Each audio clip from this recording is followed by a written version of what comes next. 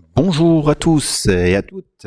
Alors dans cette vidéo, nous allons voir ensemble comment transiter de ZBrush vers l'Unreal Engine. Et donc on va venir placer notre, euh, notre tête ici, enfin notre masque, notre casque de squelette sur le personnage de base, donc ce casque-ci vers le personnage de base ici d'Unreal Engine. Alors, dans un premier temps, ce qu'on a besoin, c'est de deux modèles.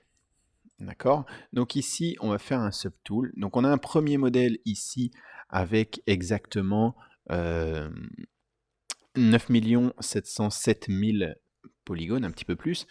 Eh bien, on va simplement le dupliquer. Comme ça, on va avoir deux modèles. On a besoin d'un modèle haute définition, donc on va prendre celui-ci, et d'un modèle basse définition, et on va prendre celui-ci. Alors je vais cacher le modèle haute définition et je vais m'attarder sur le modèle basse définition qui se trouve ici. Alors pour réduire sa définition, regardez, donc ça c'est le nombre de polygones. Hop, donc c'est assez énorme. Alors pour réduire le nombre de polygones tout en gardant une structure correcte, eh ben, on va utiliser donc dans géométrie, pardon, on va utiliser le Z-Remesher. Avec le Z-Remesher, on a ici le nombre cible de polygones. Je vais le diminuer.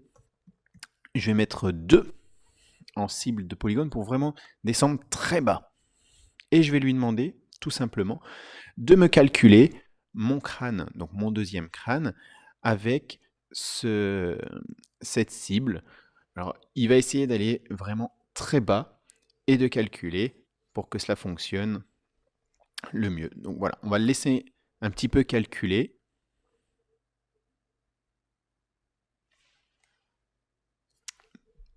Voilà, alors il a fait son petit calcul et donc il a optimisé, suivant ce que j'ai demandé, le crâne de mon personnage. Je vais le mettre en clair, voilà.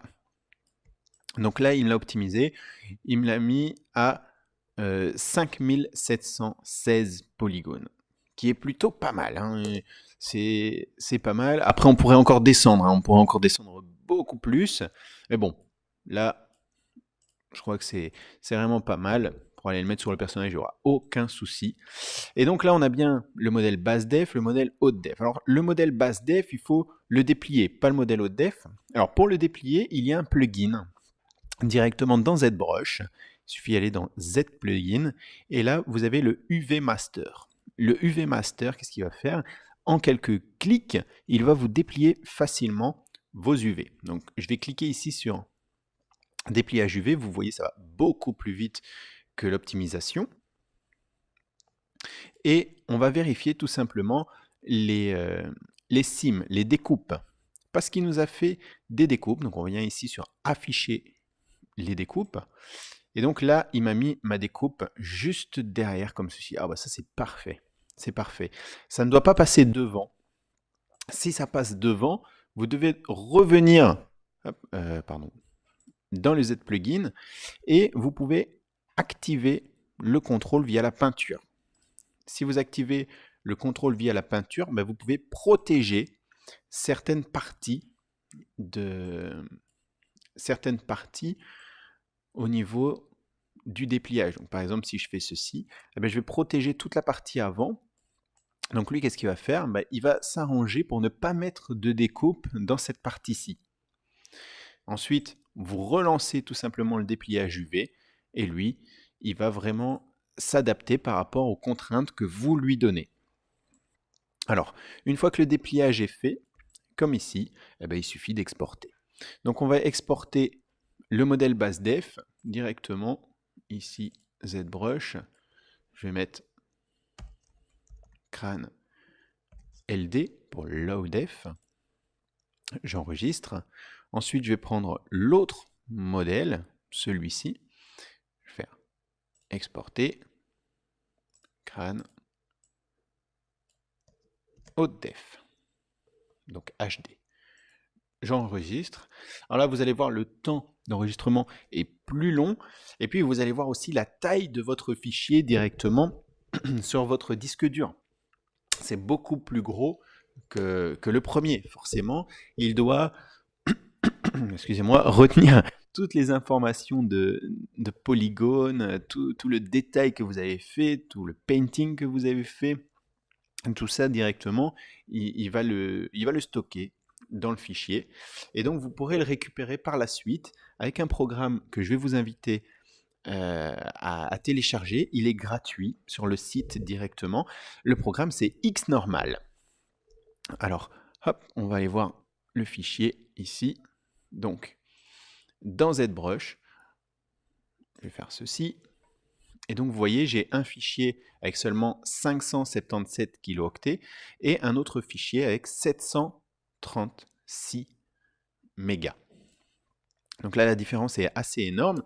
Alors, ensuite, on va passer tout simplement sur Xnormal. Alors, Xnormal, c'est un petit programme comme ceci, complètement gratuit sur Internet. Il suffit d'aller le télécharger, dire un grand merci à celui qui l'a créé. Et vous avez en fait ici, on va utiliser les trois premiers onglets. Vous allez voir, c'est très simple. Je vais cliquer ici sur High Definition Mesh. Excusez-moi. Ici dans File, je vais faire un clic droit et je vais faire Add Mesh. Donc je vais ajouter un mesh à cet endroit-là. Tac, High Definition. Donc c'est dans ZBrush ici, dans mon fichier ZBrush. Je vais prendre ici le crâne en haute définition. Tout ce que je vais faire, c'est lui demander qu'il me l'agrandisse. Je vais mettre 40 fois.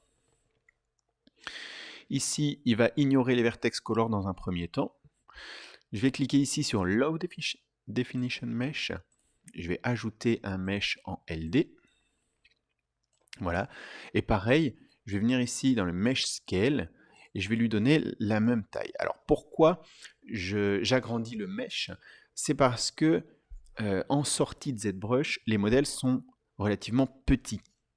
Et du coup, les rayons sur un modèle petit, donc il va tracer des rayons, ces rayons qui vont être tracés, eh ben, ils vont passer complètement à travers la tête, ça va vraiment pas donner un bon résultat.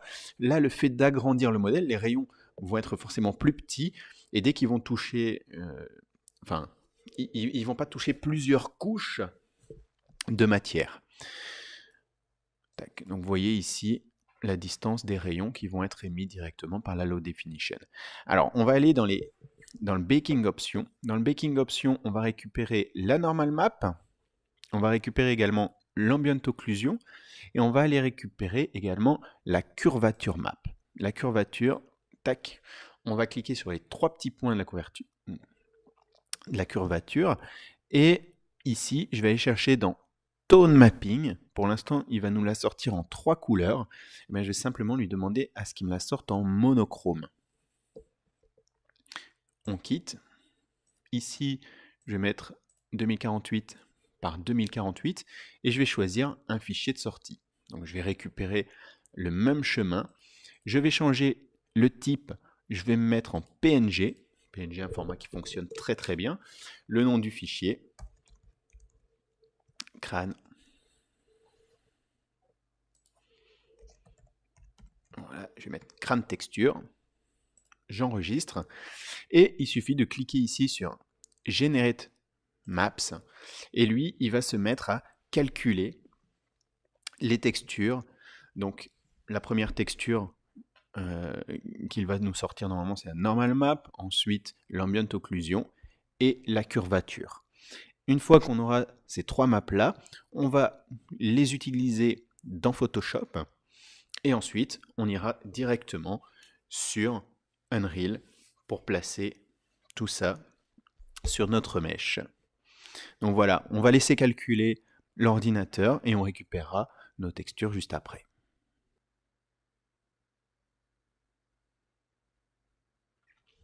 Voilà, alors maintenant que le calcul est fait et terminé, on va pouvoir fermer cette petite fenêtre et on va calculer la couleur directement. Donc ici on a Ignore per Vertex Color, je vais le décocher, je vais revenir dans les Baking Options, je vais décocher ici la normale, je vais décocher la curvature, je vais décocher l'Ambient Occlusion et par contre je vais devoir cocher Bake iPoly Vertex Color. Et je vais lui demander de générer la map. Et donc là, l'ordinateur va se mettre à calculer, donc récupérer les informations de couleur sur la haute définition, et il va venir les appliquer sur la basse définition, la couleur que l'on a faite directement sur ZBrush. Donc voilà, on va laisser l'ordinateur calculer un petit peu, et on va récupérer notre texture juste après.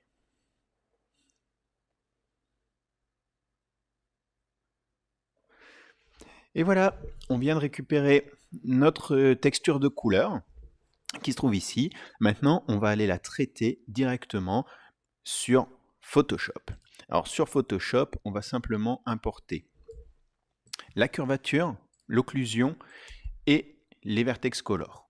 On ramène ça directement dans ZBrush. Enfin, pardon, dans Photoshop, excusez-moi. Dans la vertex color, on va venir mettre l'occlusion. Je vais simplement glisser l'occlusion dessus. J'appuie sur Shift de façon à ce qu'il me le remette correctement dessus. Et je vais faire la même chose avec la curvature. Voilà. Je vais cacher la curvature. Je vais me mettre d'abord ici sur l'ambient occlusion. Je vais noter ici curve. Voilà. Alors, sur l'ambient occlusion, on va essayer de récupérer toutes les informations foncées que l'on a ici. Donc je vais venir ici dans les modes de fusion et je vais les faire défiler. Et je vais essayer de trouver un mode. Alors voilà, je sais déjà à peu près, mais c'est comme ça.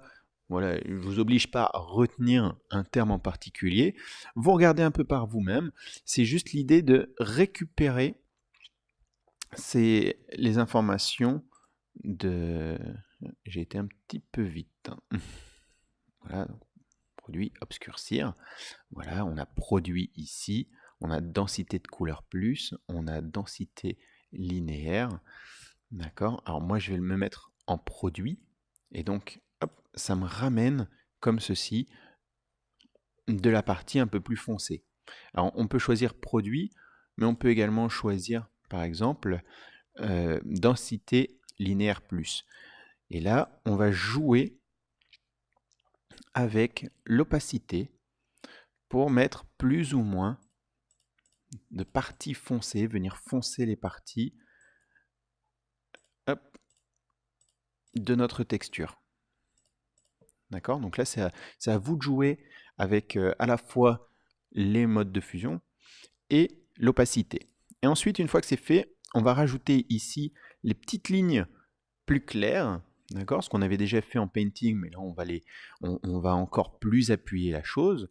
Et on est reparti, on cherche un mode où on va pouvoir faire ressortir cet éclairage. Donc, par exemple, ici, on a incrustation. L'incrustation, on récupère toutes ces données Alors là, on en perd un petit peu. Là, pareil, lumière crue, on a également ces données, mais un petit peu plus fortes. D'accord? Ici, lumière vive, on a pareil, quelque chose d'un peu fort. Lumière linéaire également. Et donc là, c'est à vous de trouver. Alors, je vais me mettre ici en lumière linéaire et je vais baisser un petit peu l'opacité. Vous voyez, hop, je viens respécifier tout simplement les traits de couleur. Alors une fois que je suis content, de ma couleur, eh bien, je vais simplement l'enregistrer. Alors je vais l'enregistrer, on va toujours garder la même chose, le PNG. Je vais ici modifier le V-Color, je vais mettre V-Color 2. Je vais l'enregistrer. Ouais, pas de souci. Tac. Donc il s'enregistre et ensuite le reste se passe sur Unreal. Alors sur Unreal, je vais importer directement ma tête de ZBrush en low def. Je l'ouvre. On l'importe. On attend un petit peu qu'il charge le tout. Alors, il se peut, j'ai déjà eu des problèmes par rapport à ça, que en important, voilà, tac, en important, en fait, ma tête soit tellement petite que du coup, il me met des petites erreurs. Ok? Alors, hop, hop, je vais supprimer ceci et ceci. Voilà, je vais faire import crâne loadef. Voilà. Et ici, on a des paramètres. Et donc, pour éviter de devoir passer par un logiciel tierce comme 3ds Max, Maya, enfin, peu importe quel, euh, quel, quel, quel programme, eh bien, vous pouvez ici augmenter le scale. Et donc, je vais mettre un scale de 20, enfin, même 10, non, ça devrait être correct. Ouais, je vais quand même mettre 20. Dans le doute, excusez-moi. Et voilà, et on va importer. Donc du coup, maintenant, on se retrouve, et vous voyez, les messages d'erreur ont changé. Et donc, je me retrouve bien avec mon crâne un peu plus gros. D'accord? Alors, il est mal positionné, mais c'est pas très grave. On changera tout ça directement ici dans l'interface. Ensuite, qu'est-ce que je vais faire? Je vais importer la normale et je vais importer ma vColor 2. Alors là, libre à vous après de réimporter d'autres textures. Hop, et je vais venir dans la matière de mon crâne et je vais venir placer ma vColor et ma normale. Donc ma vColor, elle va venir remplacer la base color, donc ceci on peut supprimer. Et la normale, on va venir la placer directement dans normal. Au moment où on enregistre, normalement, le crâne va prendre ces textures-là. On attend un petit peu que ça compile. Une fois que c'est compilé, on peut quitter et on va regarder notre crâne ici directement dans l'interface. Je viens de l'importer. Et donc voilà, je me retrouve avec mon crâne. Tac, je vais le mettre à 90 degrés. Hop. Donc c'est mon crâne en low def. Ah, par contre, ouais, effectivement, il m'avait mis un message comme quoi, voilà, il n'avait pas repris les smoothing groups.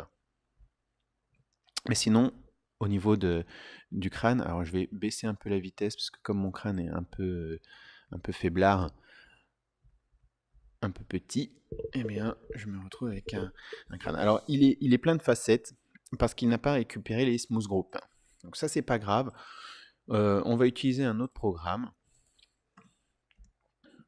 comme 3ds Max par exemple. Donc moi, j'utilise tout le temps 3D Studio Max. On va simplement réimporter la low def. Alors, on va en profiter pour un petit peu agrandir cette tête. Agrandir la tête. On va déjà lui placer la vColor. D'accord? Et le lissage, une fois qu'il sera passé en FBX cette fois-ci, eh bien, il va nous récupérer le lissage. Donc le même lissage que l'on a ici. On va juste vérifier. Bah oui, il n'y a pas de lissage forcément. Il n'y a pas de lissage ici. Donc on va changer les smoothing group directement dans 3D Studio Max, comme ça au moins on voit un peu comment ça fonctionne. Donc on va attendre que 3ds se lance. Donc là, toute la partie Photoshop, donc après, libre à vous de modifier un petit peu par rapport à ce que vous voyez ici directement. Donc vous voyez ce crâne, et si vous voulez changer un peu, par exemple, les ombrages, les highlights, etc., il ne faut pas hésiter à les changer directement dans Photoshop. D'accord? Donc dans Photoshop, vous allez jouer ici avec les opacités, changer un petit peu, même la couleur, si vous voulez désaturer un petit peu, il ne faut pas hésiter. Alors moi ici, pour l'exemple, je vais carrément quitter Photoshop parce que je n'en ai plus besoin. Et je vais simplement ouvrir mon crâne en basse def, tac, dans 3D Studio Max. Voilà. Tac, je vais le centrer par rapport à la pièce. Hop, je vais justement, je vais également le booster. Donc je vais mettre 1000, hein, on avait mis, non, on avait mis 20. On va faire 2000, 2000, 2000, comme ça c'est bien uniforme. Voilà, comme ceci. Donc j'ai fait un clic droit sur le changement d'échelle. Voilà, donc là on voit bien que le lissage il est correct. Je vais juste lui mettre l'AV-Color 2 dessus, comme ça je peux voir ce que ça va donner. D'accord?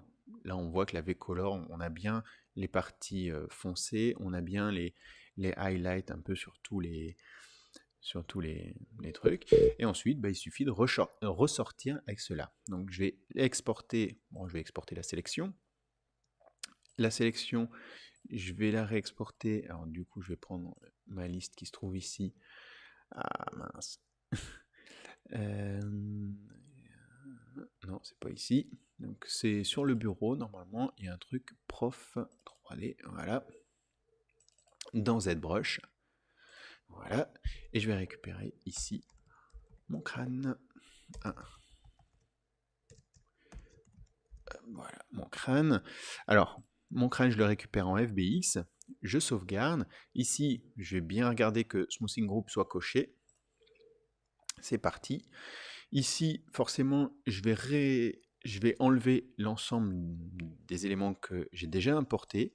Je vais réimporter cette fois-ci le crâne en base def, donc le crâne en FBX, pardon, et je vais reprendre également la normale, parce que lui, il va pas me la ramener, donc il va me ramener la V-Color 2 parce que je l'ai déjà mise, mais par contre, il va pas me prendre la normale, donc du coup, la normale, je vais devoir la ramener moi-même.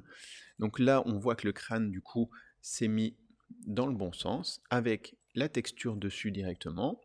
On ouvre la texture, je vais juste placer, tac,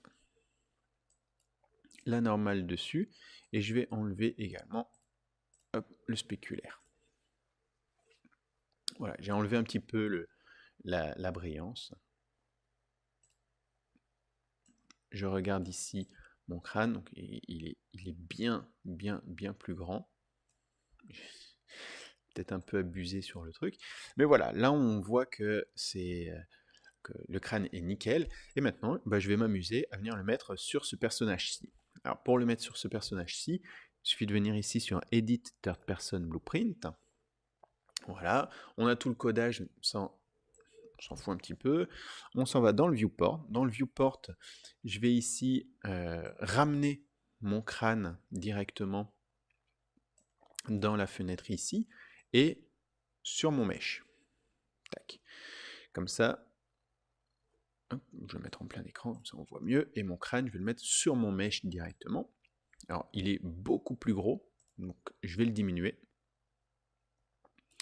Tac. Voilà. Je vais enlever ceci, ceci et ceci. Voilà. Pour pouvoir vraiment le mettre à la taille correcte. Et ensuite, ici, d'un parent socket, je vais simplement lui assigner, donc l'obliger à suivre la tête. Donc, hop, ici, je vais faire la petite loupe. Et là, dans la liste, vous avez tous les bones de notre personnage. Et je vais cliquer sur Head. Comme ça, il se retrouve sur la tête. Alors ici, l'allocation, je vais mettre 0, 0, 0. On va lui faire faire, donc ici, je vais pareil enlever, je vais mettre à 0. Et je vais lui faire faire une petite rotation. Alors vous voyez, le personnage bouge, c'est pas évident. Pour pouvoir le bloquer, on va venir ici et on va décocher Real Time. À ce moment-là, on peut placer correctement notre modèle. Ouais, je vais mettre ici à 90 degrés. Ah, pardon. Ah. Hop là, il y avait un petit moins devant. Voilà, moins 90 degrés. Et je vais changer la taille. Donc, je vais juste... Voilà. Et je vais venir lui mettre sur la tête. Je vais même faire une petite rotation comme ceci. Donc voilà. Là, alors là, hop, j'ai mon crâne qui est placé sur mon personnage. Je vais peut-être juste l'agrandir un chouïa. Il y a un chouïa. Bon, un petit peu, pour, pour pas voir les espèces de petites oreilles qu'il avait sur le côté. Voilà, je compile. C'est compilé, je sauvegarde, on fait play, et là on peut tester et on voit que mon crâne est bien intégré dans mon personnage. Et là, eh bien, il est directement jouable. Et c'est exactement comme ça, ce sont ces procédés-là que l'on va utiliser pour remplacer le personnage, pour créer des personnages directement dans Unreal. Donc voilà, j'espère que la vidéo vous a plu. Si elle vous a plu, n'hésitez pas à mettre un petit j'aime, à vous abonner également. Et puis, un grand merci d'avoir regardé cette vidéo. Et à la prochaine pour une prochaine vidéo.